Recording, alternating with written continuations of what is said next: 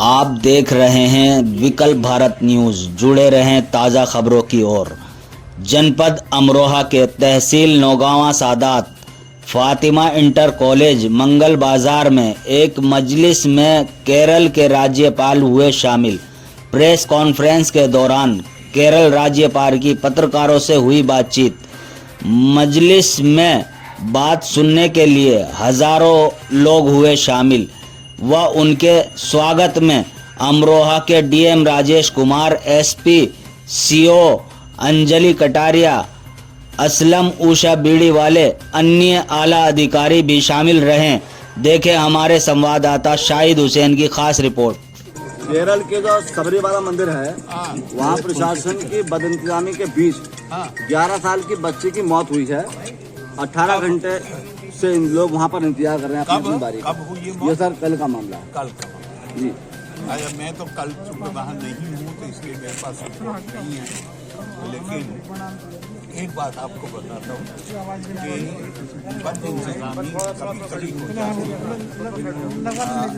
भीड़ की ज्यादा और इस वक्त ये मेन सीजन है जो 15 जनवरी तक चलेगा, तो हुआ मतलब ये भीड़ के कारण हो सकता है।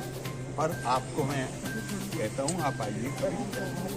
केरला में आम तौर से हमारी पुलिस जो है वो ये आज नहीं है, हमेशा से, बल्कि ये अकेला राज्य है पूरे भारत में जहाँ उनको होम डिस्ट्रिक्ट में पोस्टिंग दी जाती है।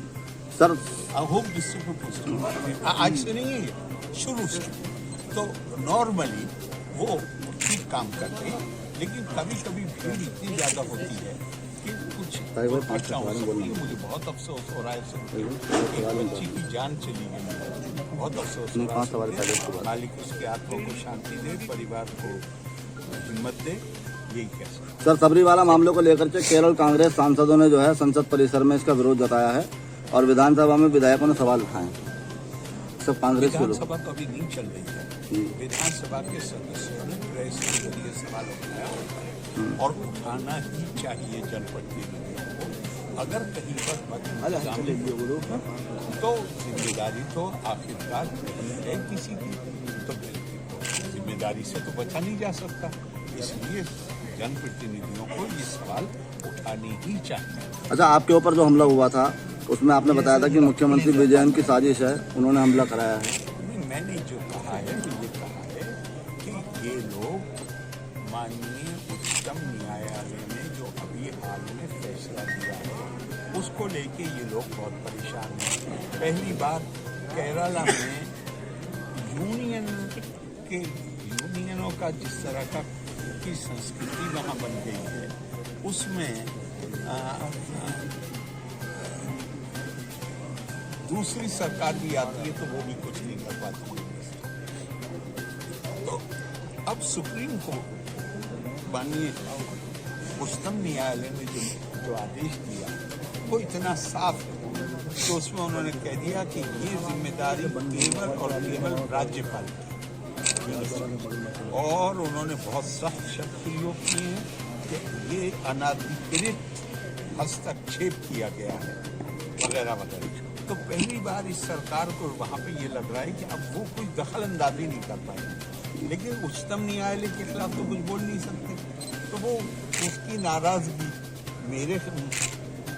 मुझे टारगेट कर रहे हैं और मुझे अकेले नहीं कर रहे टारगेट।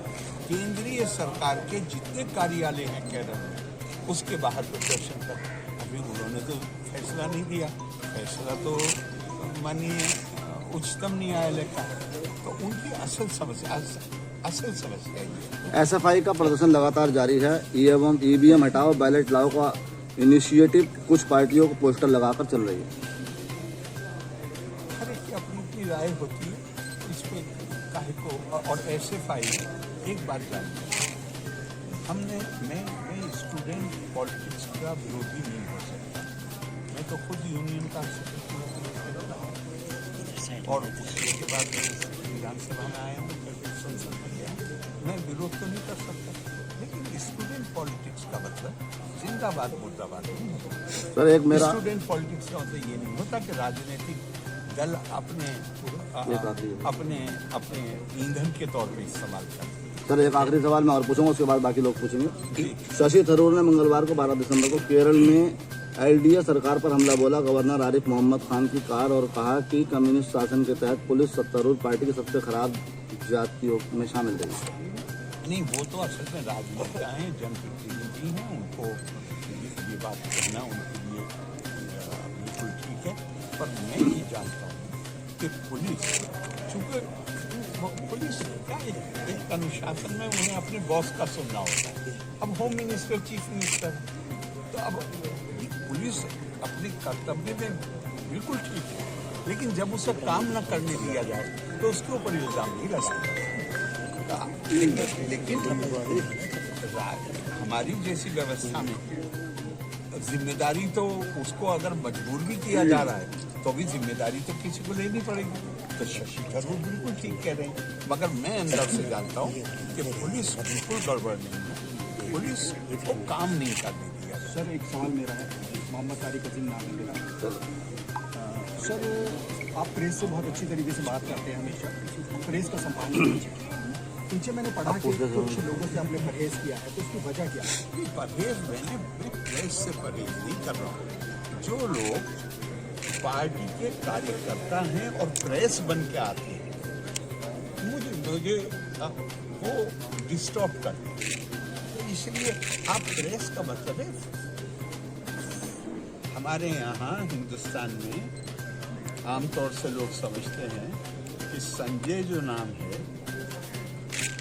महाभारत में जो इस्तेमाल हुआ है, संजय जो गीता में इस्तेमाल हुआ है, आमतौर से लोग समझते हैं कि संजय किसी व्यक्ति का नाम है, लेकिन उसको गौर से पढ़िए तो पता चलेगा एक व्यक्ति का नाम नहीं। संजय उसको कहते हैं जो अपनी द्वेष और किसी से अनुराग, वो भावना को जो नियंत्रित कर ले। रिपोर्टर के लिए ये आवश्यक है कि न वो किसी के प्रति दुर्भावना रखे, न किसी के प्रति अनुराग हो, और वो जो वास्तविकता है, जो ऑब्जेक्टिविटी है, उसके साथ रिपोर्ट करें। क्या संदेश है आपका उन लोगों के लिए? मैंने उनसे साफ कहा कि भाई आप पार्टी कार्यकर्ता है, आप उस नाते मुझसे मिलना चाहते हैं, आप आइए, स्वागत है, लेकिन मैं आपको प्रेस से ही मानता। मैंने 2 लोगों को कहा। कौन लोग?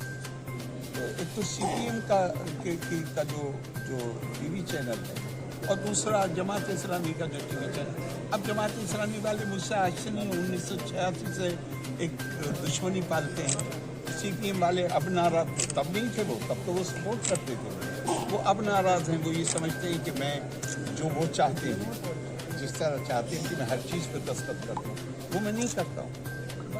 सर कश्मीर के बारे में क्या कहना है आपको? सुप्रीम कोर्ट में भी मैं अब कुछ नहीं कहना चाहता, मैं अब कुछ नहीं कहना चाहता।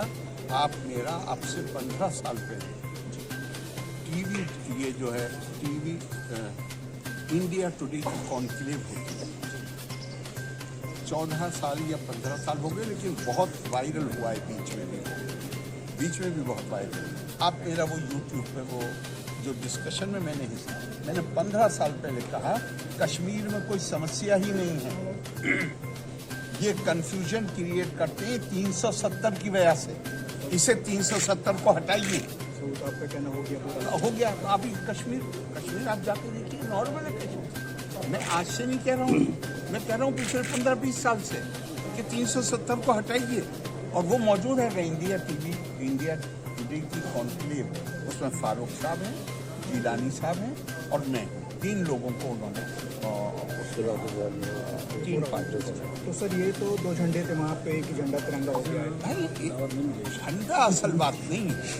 असल बात ये है कि लोगों के मन में ये भ्रांति पैदा की जाती थी कि कश्मीर डिस्प्यूटेड मामला है। तो मैंने खुद देखा है, मैं 84 में इंचार्ज था इलेक्शन का, कांग्रेस की तरफ से मैं इंचार्ज था इलेक्शन का।